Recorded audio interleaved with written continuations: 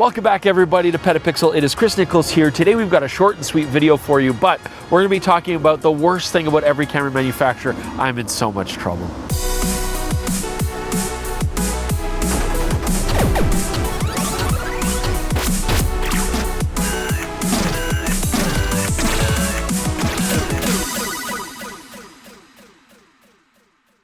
Okay, so look, all the camera manufacturers are actually doing a really good job. And of course, everybody has an ebb and flow to when they have issues and when they correct them. So what we're gonna be talking about is the thing that we think the camera manufacturers have to address. And these are all gonna be things that they can absolutely change. And again, this is just our opinion. Let's get started with our first brand. Okay, so let's talk about Sony first. Very technologically advanced company, yes. Also unique in that they keep a lot of their older cameras in production as more affordable options whilst releasing new models. But this is the root of the issue that we have with Sony, and that is that they're maybe not as quick as they should be on firmware updates and supporting the older cameras alongside the newer ones. And this can make users of the existing cameras kind of feel a little bit left out. The Sony A1 hasn't seen any major updates in a long time. It could absolutely use them. Certainly something like the Sony A7S III is a good example as well, where, look, I get that you can't import the latest autofocusing algorithms into old cameras. That requires an actual physical processor unit. But what about video features like breathing compensation? Very handy, very easy to implement in the A7S III, or things like auto crop and auto framing. I mean, these are really handy features for creators, and why can't we put those into the older cameras? The processing there, it can handle it. That's what we want to see Sony do. Just support those older cameras with new firmware updates.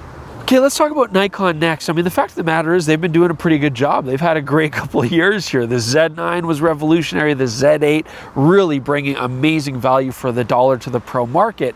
So my complaint really is, what about APS-C and entry-level cameras? Because the issue right now with Nikon is they've got these amazing but albeit expensive cameras. It's hard to recommend anything under $4,000 for them. I mean, the APS-C cameras, as perfect as the ZFC is, well, at least aesthetically, Jordan, they're all basically variations of the Z50, and that's getting long in the tooth. As well, the Z5, the Z6 II, the Z7 II. I mean, the Z6 II and Z7 II have dual processors. We're expecting to see some real improvements.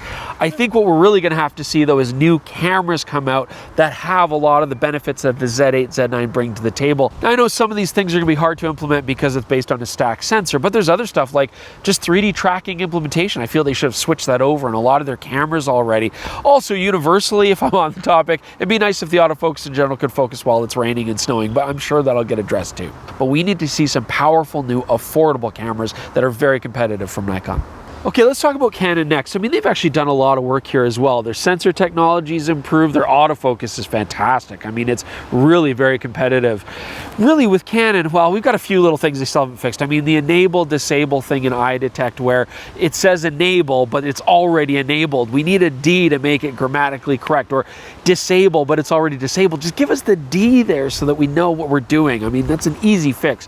But also things like, you've got a camera that can do 8K RAW recording, but it still can't show you level or histogram while you're recording video. I mean, that's really weird. I mean, I'm sure you can do it. I don't believe that you can. But the main thing that's really actually upset the community as a whole, I'm sure you've heard of it, is just Canon publicly announcing that they're not going to support third-party lenses. And this at a time when all the other manufacturers are really getting into supporting third-party lenses. And it's a shame too, because we all know now that Sigma and Tamron and many of the other boutique lens manufacturers are making more than just cheap versions of good lenses. They're making world-class lenses on their own. So come on, Canon, just open up the lens mount. I know you just said no to it all, but let's open it up and say yes. I think a lot of people would appreciate that. So when it comes to Leica, it's really hard to find something that they're doing wrong. And it's not because I'm a Leica shill. I don't even own any Leicas. It's because when you look at what they're trying to do as a company, they seem to actually be doing everything right. I mean, Leica has proven that there is room for a premium luxury camera manufacturer on the market. Here's the thing, you could say, oh, they don't produce enough cameras, everybody's waiting. And you could also say, oh, they're way too expensive. And those two do go hand in hand, but that's exactly what Leica wants. That's exactly what they want. That's exactly the purpose of why they're making these cameras.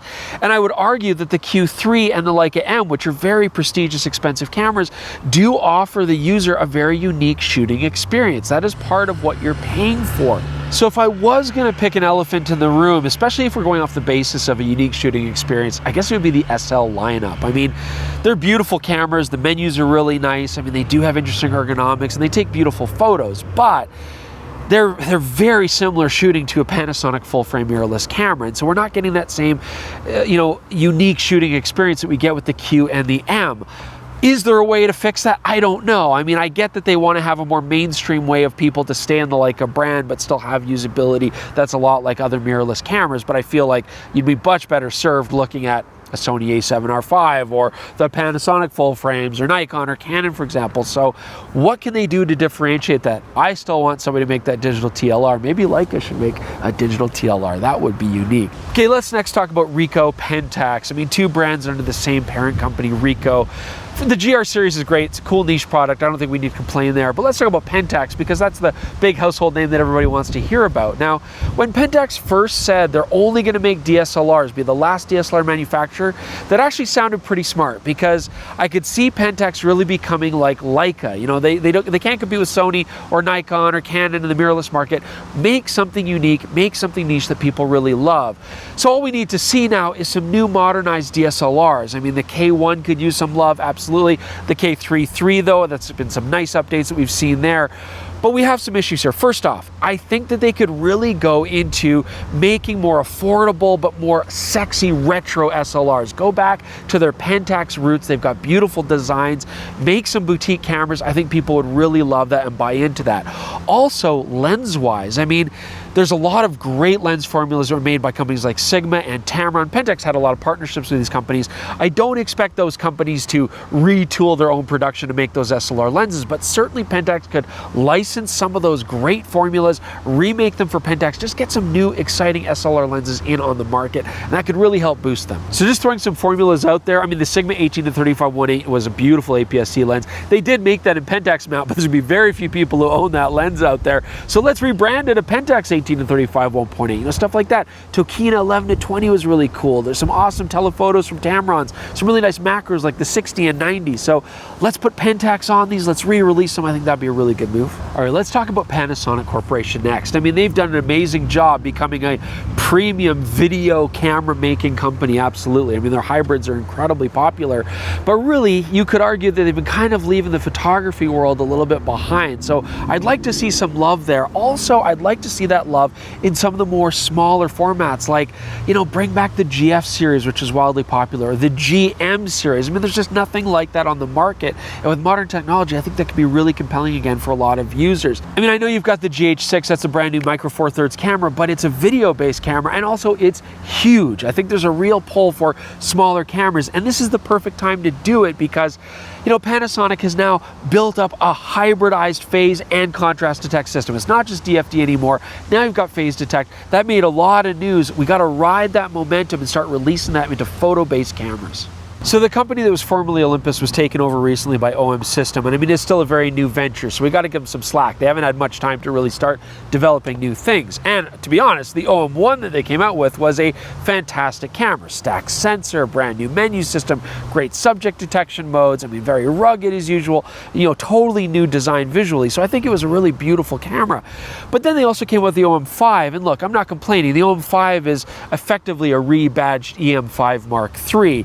They did add some capabilities, you know, some new autofocusing algorithms, you know, live ND, this is all great, but at the same time, it didn't take advantage of the new menu system. It didn't take advantage of the new subject detection modes. And I get it, it was a stopgap, right? Get your badge onto a camera that's more affordable than the OM1. So going forward for OM System, I just don't want to see them rebadging a lot of old Olympus cameras, like, you know, re-releasing the pens and stuff just with OM System on the badge and a few updates. I really think they need to make novel cameras that have the new menu systems, the subject detection modes, new technology going forward, and just really differentiate themselves as a brand new company into the future.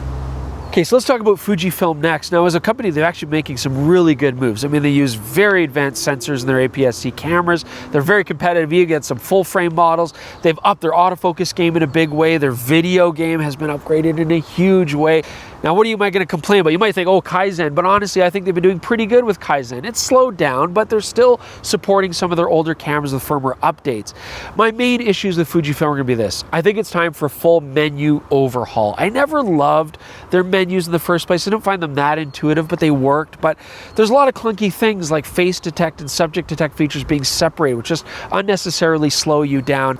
The other thing, too, that we've noticed is bugginess when it comes to memory cards. Now, Fujifilm, to their credit, absolutely do list on their website what memory cards are recommended for their cameras, and you should absolutely look those up. And again, memory card issues with incompatibility aren't just Fujifilm's fault, that's another company's fault as well. But I will say, I can find with other manufacturers, I can largely pick up any memory card, throw it in their format, and know that it's going to work. And with Fujifilm, sometimes we get surprised with write errors and stuff because the cards just aren't working nicely with the camera. Well, this is the end of our video, and this is certainly one for all the brand fanboys to get on board in the comment section below and just tear the shit out of each other about how horrible the other companies are and how great yours is. And definitely also share the things that you think we've maybe missed. Maybe there's things that you'd like to see the companies improve or that you think they could work on. We would love to have that information as well. But otherwise, thanks so much for joining us. Please subscribe to the channel and like it if you get a chance. Check out the Twitter and Instagram socials. We'd really love to see you guys there. And go to PetaPixel.com. There's some great articles there to read. And please listen or view our podcast. It's on the same channel. It's easy to find, or just go to your favorite podcasting apps that you like to listen to, pop in PetaPixel, and you'll find us there. Thanks for joining us. We'll see you soon with more episodes on PetaPixel.